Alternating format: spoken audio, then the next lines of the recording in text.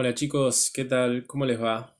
Bueno, esta semana decidí grabarles de esta manera un videito para seguir el proceso de continuidad pedagógica y seguir viendo un poquito los temas que venimos estudiando nosotros de Argentina, de más que nada de geografía económica, eh, y para seguir un poquito con el hilo de la clase anterior que nosotros teníamos, donde ustedes vieron que las exportaciones de nuestro país cambiaron radicalmente a partir de los 90. Mucho de esto tiene que ver con el tema de la implementación de nuevos cultivos, de un nuevo orden, por así decirlo, mundial en tema de agricultura o de agroindustrialización, que llevó a la Argentina a crecer mucho en algún aspecto en lo que se refiere a exportaciones, pero también a tener en cuenta por ahí aspectos que son negativos en lo que se refiere a la concentración económica, que hubo grupos eh, que salieron más beneficiados que otros de este tema de concentración económica, ¿no? De poder avanzar con sus cultivos, con sus campos, con sus inversiones, por sobre muchas veces pymes, las pequeñas y medianas empresas, o los pequeños emprendimientos agropecuarios que no pudieron sostener el ritmo eh, que se planteaba desde este nuevo orden económico mundial, ¿no? Solamente lo pudieron desarrollar empresas eh, o conglomerados empresariales que son más grandes y tienen mayor poder económico, tienen más acceso a la tecnología, tienen mayor capacidad de resistir a los cambios de los precios de los granos mundiales, ¿sí? Entonces, eh, tiene sus pros y sus contras esto que sucedió en los 90. Como siempre digo, hay que mirar eh, desde los dos lados las cosas. No solamente lo malo, sino también lo bueno, y viceversa, ¿sí? Entonces, siguiendo un poquito la línea de esto de lo que nosotros planteamos en la anterior clase y el análisis que ustedes habían hecho de ese gráfico torta que mostraba cómo había avanzado el tema de las inversiones y de los cultivos en Argentina, em, en este periodo que estamos analizando nosotros, que es prácticamente casi toda la década de los 90, ocurren una serie de fenómenos que se van a relacionar entre sí, y que paso a explicar, que es, por ejemplo, grandes cantidades de territorio que se dedicaban a la ganadería dejan de hacerlo para pasar a ser agrícolas. Y esto se conoce con el nombre de agriculturización. ¿Por qué sucede esto? Bueno, precisamente por el tema de los precios que se manejan, los valores que se manejan dentro de lo que es, dentro de lo que son estas dos actividades, dentro de lo que es ganadería por un lado, eh, y agricultura por el otro. La ganadería conlleva de por sí gastos que son muy altos para obtener el producto, o sea, para obtener un animal criado que sirva para faenar, conlleva un gasto alto y el traslado de ese animal, ya sea vivo o faenado o lo que sea, también conlleva un gasto que es muy alto. La crianza de un novillo, o sea, ya en términos no solamente económicos, sino estructurales y, y de mantenimiento como de productos agrícolas que se le dan para que se críe, de cantidades de agua, del espacio que uno tiene que disponer, de las inversiones que tiene que hacer si los tiene por ganadería extensiva, que es dejarlos en el campo sueltos a que pasten, ¿sí? Y que se nutran naturalmente. O si se elige el tema de ahorrar espacio y se lo desarrolla en galpones que se conocen como feedlot, que es una técnica que se utiliza mucho en los países desarrollados. Específicamente la técnica se implementó en Estados Unidos en un principio, es esto de tenerlos en galpones encerrados, sin movimiento, en un muy pequeño espacio, está criándose el animal y se alimenta a base de distintos granos que los proporciona la industria agrícola. Y eso conlleva un gasto enorme que muchos productores no lo pudieron sostener, ¿sí? Más que nada los pequeños productores. Y los grandes productores vieron en esta etapa una ventaja que ellos podían tener en base al territorio del cual disponían, en el cual se implementaba la ganadería. Que dijeron, bueno, estamos usando todo este territorio para ganadería, lo mejor será dejar de producir productos de animales, de domesticación de animales, utilizar estos campos para cultivos. ¿Por qué?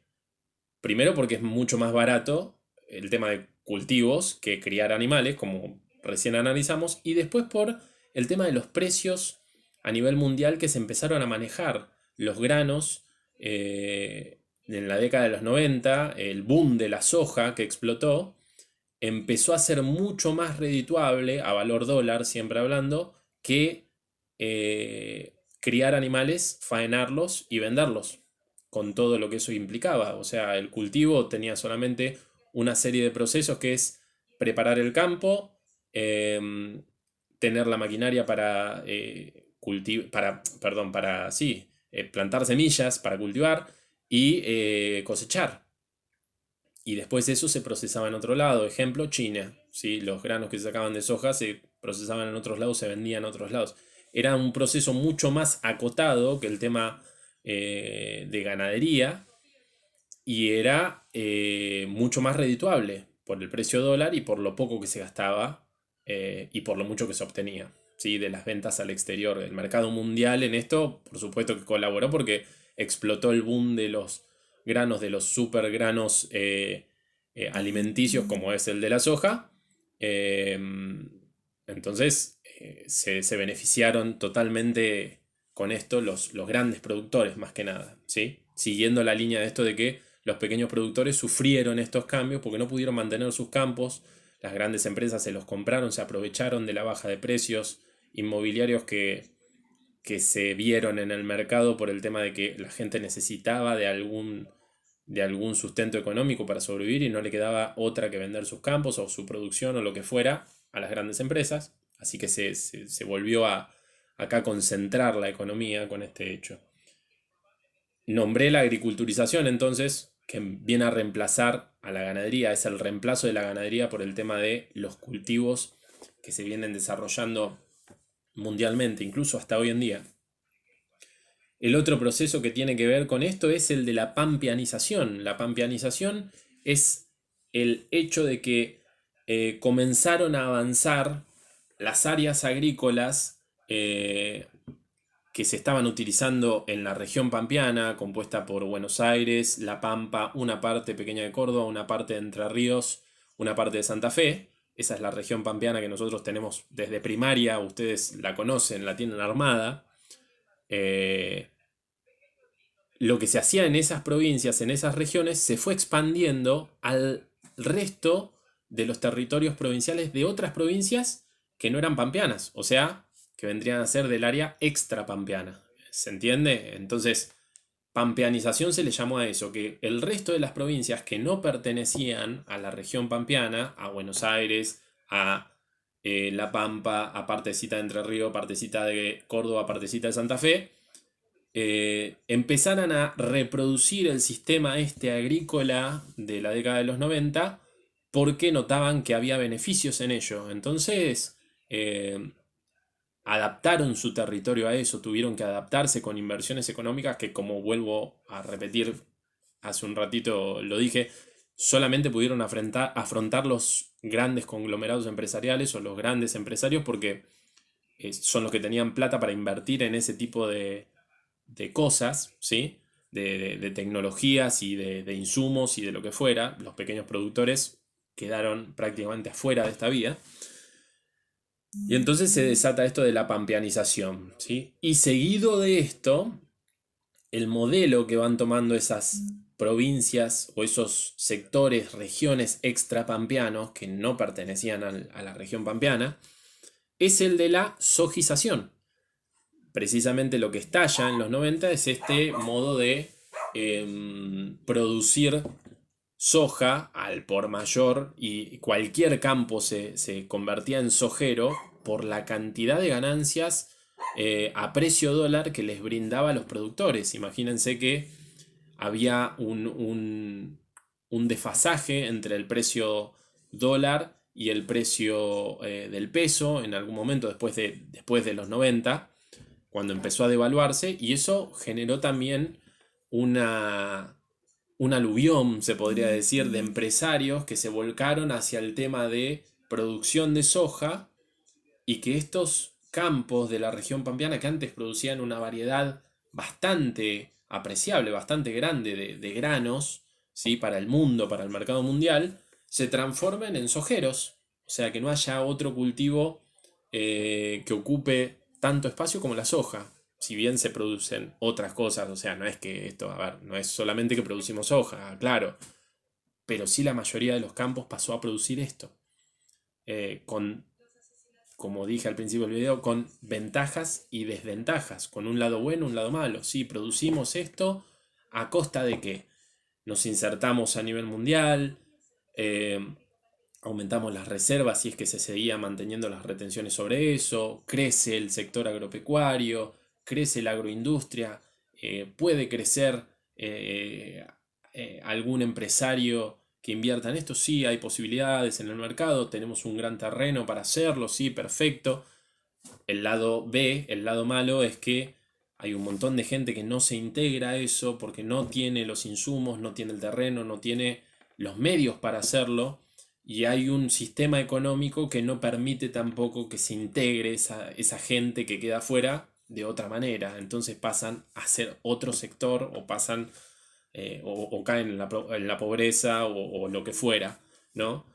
Quizás es medio extremista esto que digo, pero funciona de esta manera como para que ustedes lo vean, que hay un lado bueno y hay un lado malo, o lado B, si quieren decirle, de esto, ¿sí? Entonces, estos son los tres procesos que quería explicarles hoy que se relacionan, ¿sí? El tema de la agriculturización, el tema de la pampeanización y el tema de la sojización. Son tres procesos que, como vimos en este videito, están íntimamente relacionados y se dan a partir de la década de los 90 con todos estos cambios económicos a nivel mundial y todas estas reformas económicas que venimos estudiando, que son importantes porque modifican el territorio. Como siempre digo, nosotros por ahí nos preguntamos, nosotros digo en general, hasta uno como profesor se pregunta a veces ¿para qué sirve la geografía en este ámbito? Bueno, la geografía económica sirve para entender también, aparte de cómo afecta la economía al territorio y al hombre y al espacio geográfico, es cómo modifica el territorio. Y en este caso lo modifica para eso. ¿Vieron cómo se explicó en el video que va cambiando la región del área pampeana, que es la región de mayor producción de cultivos que tenemos en nuestro país, cambia de esa manera radicalmente? Primero, a tener muy repartido y casi, yo diría, a favor de la ganadería su territorio, a en un par de años, una década, a cambiar totalmente y a ser casi por afano, por decirlo así, de alguna manera criolla, en pos de la agricultura, de la agriculturización. O sea, es increíble el cambio que tiene. Bueno, nosotros seguidamente en las próximas clases vamos a trabajar con esto del capítulo 3 del libro. Si quieren seguirlo, como siempre les digo a ustedes, pueden ir leyendo el capítulo. Es el capítulo 3 del libro, página 36, 37, 38, 39. Va explicando estos temas que expliqué yo en el video, y pueden leerlos para tenerlos más presentes en la próxima clase, ¿sí? Los saludo desde la distancia en esta cuarentena, y les mando un gran abrazo a ustedes, a sus familias, ¿sí? Hasta luego.